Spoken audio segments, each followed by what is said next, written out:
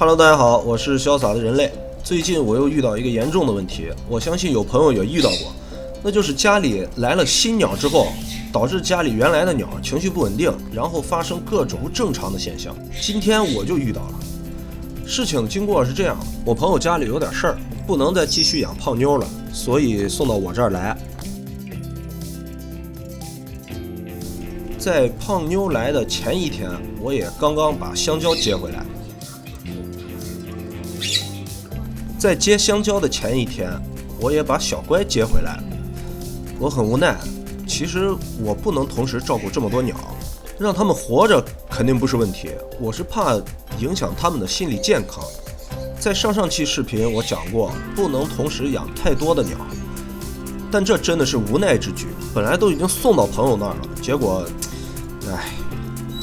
胖妞刚来第一天的时候很活泼，不怕人，能上手，但是无法和我亲近，这也能理解嘛。才过来第一天，于是就趁机把飞鱼剪了。我想着过2天就好。而香蕉呢，刚刚开口模糊的学语。小乖在前几期视频也讲过，看过视频的朋友应该了解他的状态，简直是2皮脸。但是小乖呢，在他们3个当中是我最喜欢的，因为他性格好。哈哈哈哈哈哈！我在接香蕉回家的路上还在想，希望他们别打架，结果还真让我猜中了，他们3个都不在一起站，我只能先把他们分开，结果呢还是出事了。第2天早上，我发现香蕉不知道怎么从笼子里跑了出来，跟胖胖打架。胖妞胸前还少了一块毛，不知道是自己拔的还是被香蕉咬的。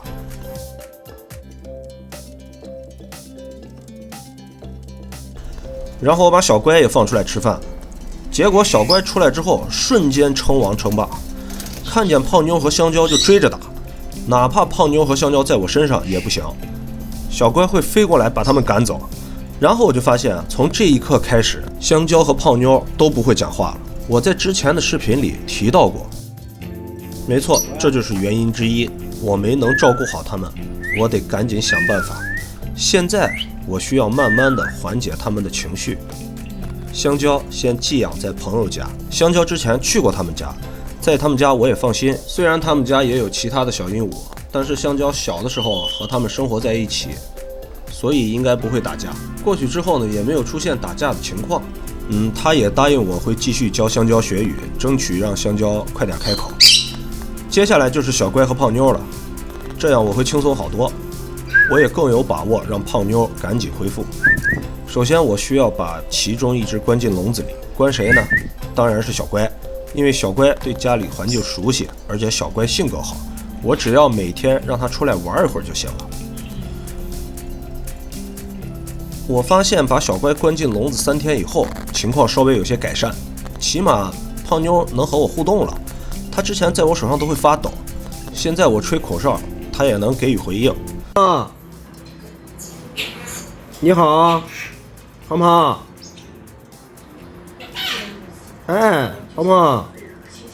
这段时间你会很累，因为安抚完这个还要安抚那个，需要连续好几天这样操作。在分离他们的这几天里我还分别让他们在我身上进食，而且还让另一只能看得见，得让另一只知道他们是朋友而不是敌人。家里的小牡丹呢又下蛋，所以我还得照顾小牡丹。大家看了这期视频之后，是不是现在就能理解我之前讲的为什么不能养太多这个问题了吧？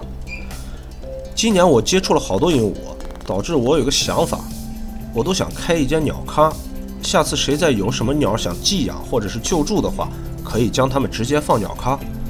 看来我真的是需要考虑一下。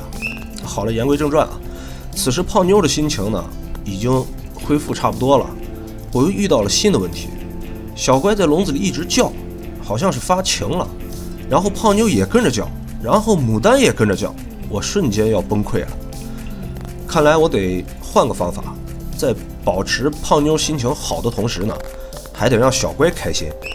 我是真的怕他俩患上心理疾病，严重的话拔毛是小，以后可能就不会再开口讲话了。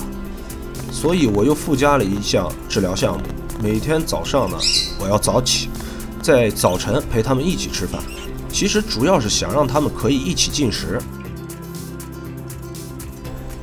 其实训练鹦鹉很多技能大多都是在早晨进行，所以我觉得康复训练最好也在早上。就这么又过了3-4天，他俩的关系呢有所改善，而且胖妞在小乖不在身边的时候，也重新开口讲话了。